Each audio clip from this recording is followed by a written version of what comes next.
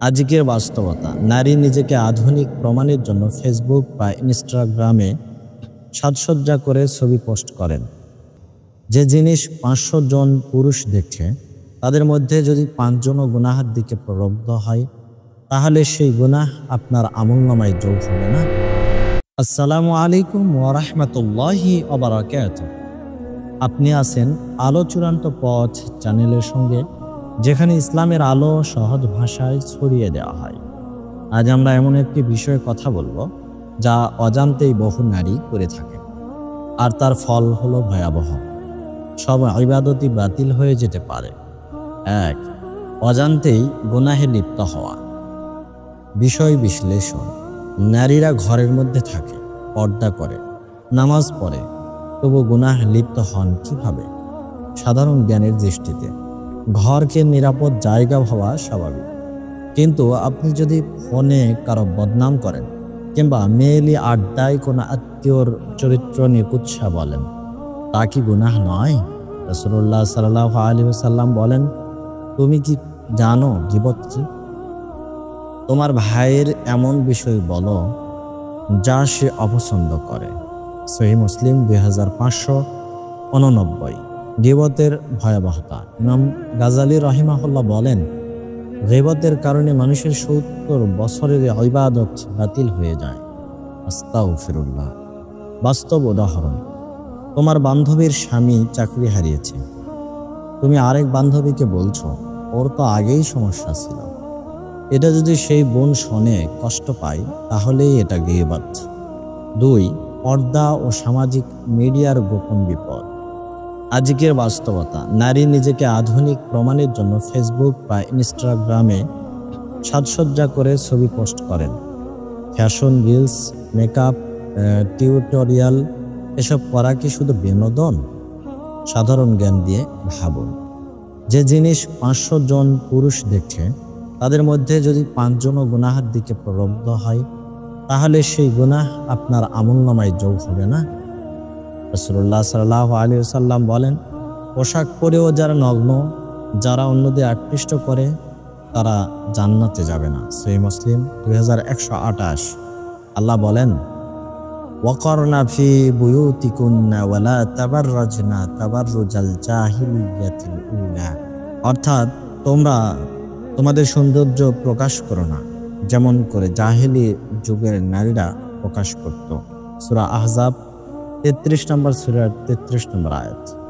বাস্তব উদাহরণ: একজন নারী হিজাব পরে রিলসে ঠোঁটে লিপস্টিক লাগাচ্ছেন, ভাবছেন আমি তো পর্দা করছি, কিন্তু তাতে কি আপনার সাজসজ্জা গোপন থাকছে? পর্দা কেবল মাথা ঢাকার নাম নয়, লজ্জাশীলতা ঢাকার নাম।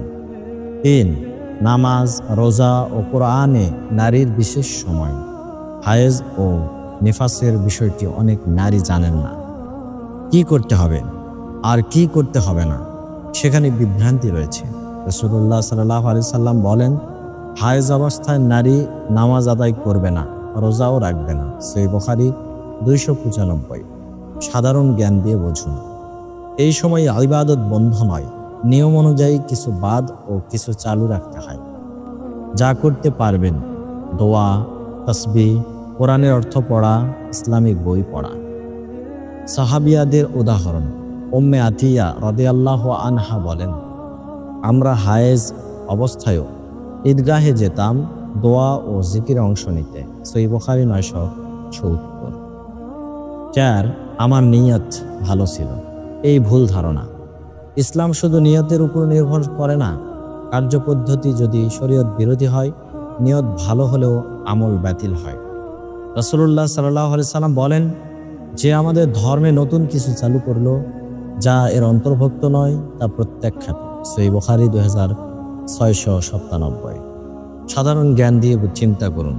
একজন বলে, আমি তো ভালো উদ্দেশ্যে গান বাজিয়ে ইসলাম প্রচার করি, কিন্তু ইসলাম কি গানকে হালাল করেছে? না। বাস্তব উদাহরণ: ইনস্টাগ্রামে একটি রিল বানালেন, যাতে ইসলামে উক্তি দিলেন, কিন্তু ব্যাকগ্রাউন্ডে মিউজিক। এটা শরীয়তসম্মত নয়, তাই নিয়ত ভালো হলেও আল্লাহর কাছে কবুল হবে না। 5.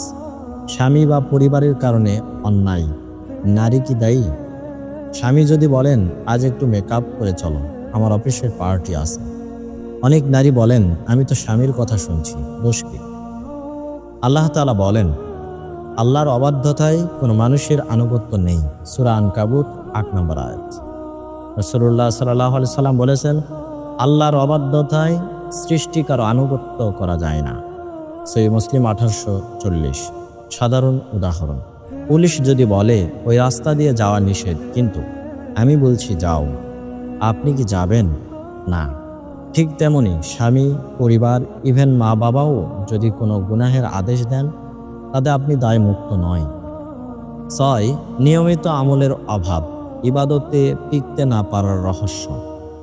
একদিন নামাজ আর ৫ দিন বাদ, এটা কোনো ইবাদতের ধরন না।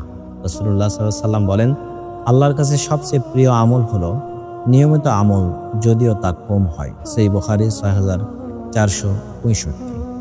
সাধারণ জ্ঞান দিয়ে দেখুন, একজন যদি দিনে ৫ গ্লাস পানি না খেয়ে সপ্তাহে একবার ২০ গ্লাস পানি খায়, সে কি বাঁচবে? তেমনি ইবাদত খাদ্যের মতো নিয়মিত না করলে আত্মা শুকিয়ে যায়। সহজ আমল যা আপনি করতে পারেন: ১০ বার আস্তাগফিরুল্লাহ, ৩ বার সূরা ইখলাস, ৫ আয়াত কোরআন, ১ দোয়া প্রতিদিন। প্রিয় বোনেরা, আজ আপনি হয়তো বুঝলেন ইবাদত শুধু নামাজ রোজা নয়, বরং আমাদের প্রতিটি কাজের শরীয়তের মাপকাঠি জরুরি। যদি অজান্তেই ভুল হয়ে থাকে, আজই তাওবা করুন। আল্লাহ যেন আমাদের সকল ভুল ক্ষমা করেন, ইবাদত কবুল করেন এবং জান্নাতের পথে রাখেন। আমিন। আপনি যদি আরও এমন শিক্ষণীয় ভিডিও পেতে চান, সাবস্ক্রাইব করুন আলো চূড়ান্ত পথ চ্যানেল। আর পরবর্তী ভিডিও যেন না মিস করেন, তার জন্য বেল আইকন চাপুন। পরবর্তী ভিডিওতে থাকছে জান্নাতি নারী হবার 5টি গোপন চাবিকাঠি। আসসালামু আলাইকুম ওয়া রাহমাতুল্লাহি ওয়া বারাকাতুহু।